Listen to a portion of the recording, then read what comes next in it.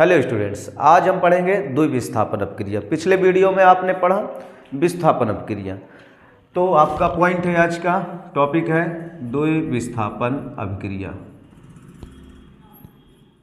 द्विविस्थापन अपक्रिया, double displacement reaction.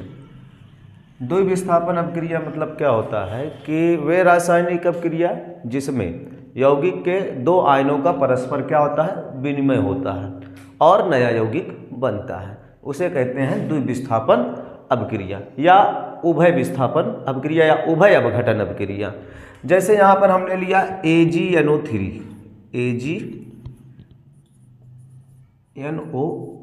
Silver nitrate, और इसकी अपक्रिया हम करा रहे हैं सोडियम क्लोराइड से।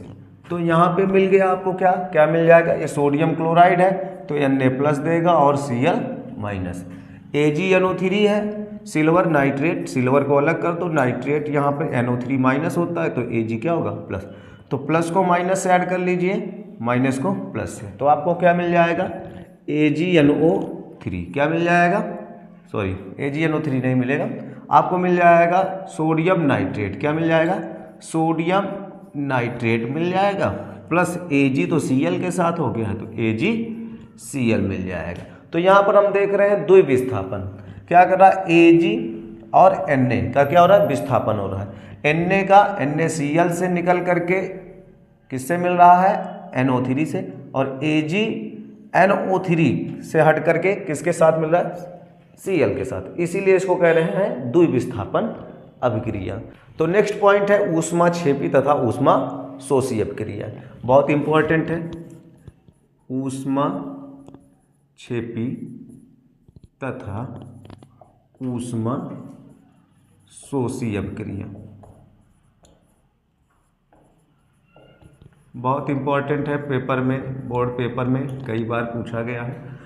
ऊष्माक्षेपी अपक्रिया, तो वे रासायनिक अपक्रिया जिसमें ऊर्जा मुक्त होती है उसे ऊष्माक्षेपी अपक्रिया कहते हैं।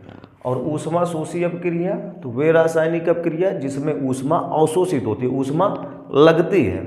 तो जैसे यहाँ पर देख ले रहे हैं, अब आप देखे होंगे ऊष्माक्षेपी मतलब ऊष्मा का निकलना। जैसे आप श्वसन करते हैं तो श्वसन में क्या होता है, कार्बनिक पदार्थ ग्लूकोज C6H12O6 का ऑक्सीकरण होता है, तो क्या मिल जाता है आपको, कार्बन डाइऑक्साइड जल मिलता है, और क्या मिलता है आपको, एनर्जी मिलती है। वो भी कितनी एनर्जी मिलती है, यहाँ पे एनर्जी मिल जाती है 38 ATP ऊर्जा मिलती है।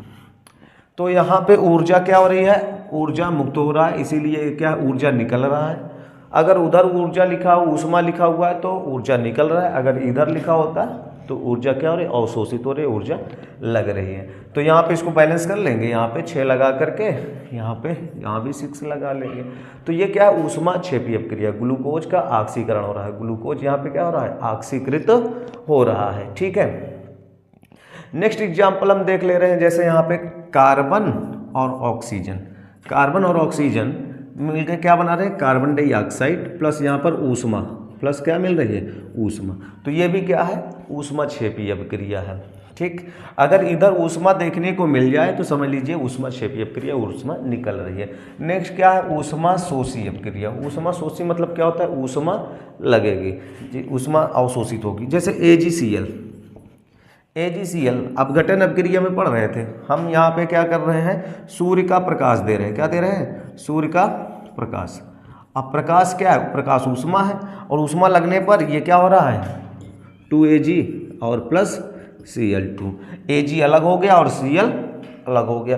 तो बिना ये प्रकाश का अपक्रिया होने वाली नहीं है, तो प्रकाश लग रहा है ना, प्रकाश मतलब ऊष्मा, तो ऊष्मा क्या हो रहा है, अवशोषित हो या ऊष्मा लगे तो वो क्या होगा, ऊष्माशोषी अपक्रिया होगी। जैसे फोटोसिंथेसिस, दूसरे में हम देख ले रहे हैं फोटोसिंथेसिस, प्रकाश संश्लेषण।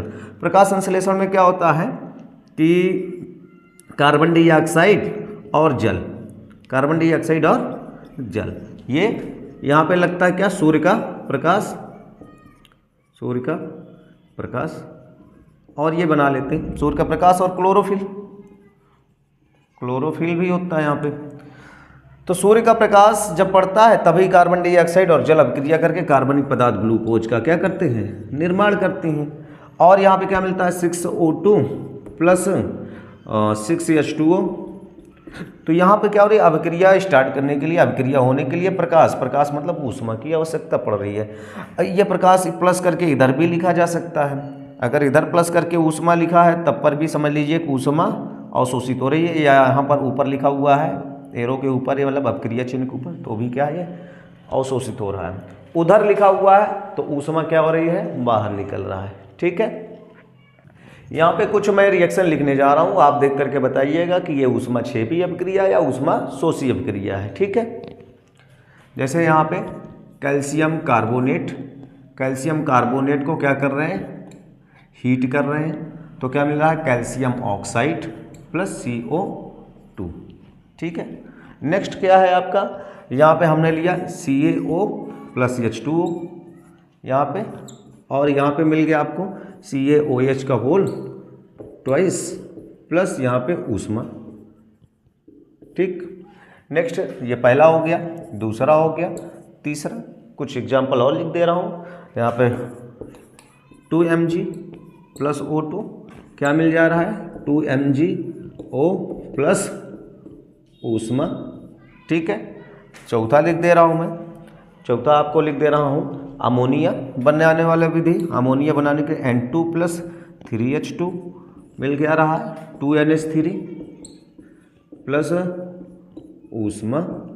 ठीक है, देखिए पांचवा एक और लिख देते हैं 2KClO3, और यहाँ पे क्या मिल गया, ऊष्मा, इसको हीट कर रहे हैं, ऊष्मा दे रहे हैं, तो क्या मिल रहा है 2KCl प्लस क्या कहते हैं 3O2।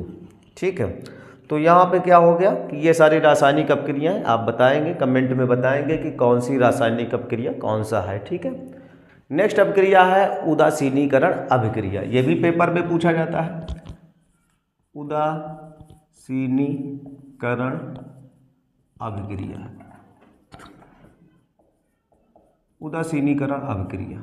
उदासीनी अभिक्रिया का मतलब क्या होता है कि जब अम्ल तथा क्षारक परस्पर अभिक्रिया करके, अम्ल और क्षार परस्पर क्रिया करके लवण और जल बनाते हैं, तो इसी अभिक्रिया को क्या कहते हैं, उदासीनीकरण अभिक्रिया।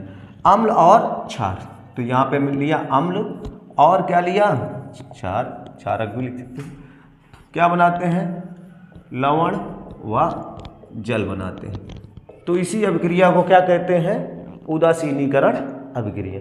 तो एक अम्ल ले लेंगे, जैसे हमने ले लिया HCl हाइड्रोक्लोरिक अम्ल, क्षार में हम यहाँ पर ले रहे हैं NaOH ले रहे हैं, अभिक्रिया करके क्या बनाएंगे, लवण और जल।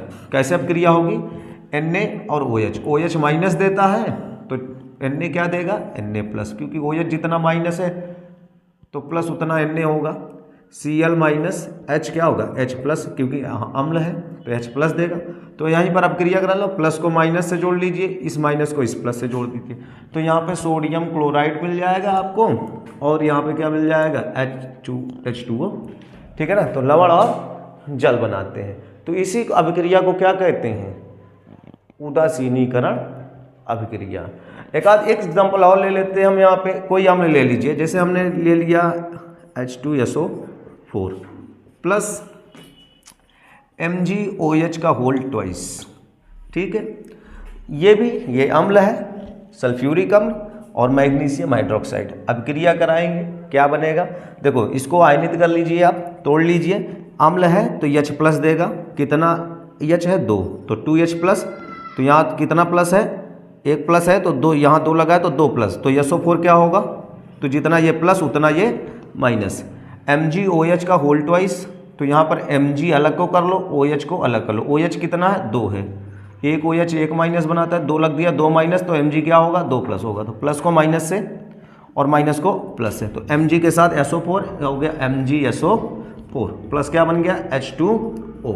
ठीक है ना, कितना H2 बनेगा, 2H2O बनेगा। तो इस प्रकार ये जो बना ये लवण है और ये क्या जल है, मैग्नीशियम सल्फेट। ठीक है, इसी प्रकार हम लोग एक रिएक्शन हम आपको दे रहे हैं, आप इसको करिएगा, अपने मन से करिएगा। ठीक है, समझिएगा। जैसे यहाँ पे हम लिख दे रहे हैं आपको, यहाँ पे कोई भी अम्ल ले लीजिए आप, जैसे हमने ले लिया एसिटिक अम्ल CH3COOH, और आपको दे दिया हमने यहाँ पे हमने दे दिया आपको, कोई भी हम ले लीजिए, सोडियम हाइड्रोक्साइड ले लिया। ठीक है, ये अभिक्रिया आप करके हमें बताइएगा कमेंट में। ठीक है, आज के लिए इतना ही, धन्यवाद।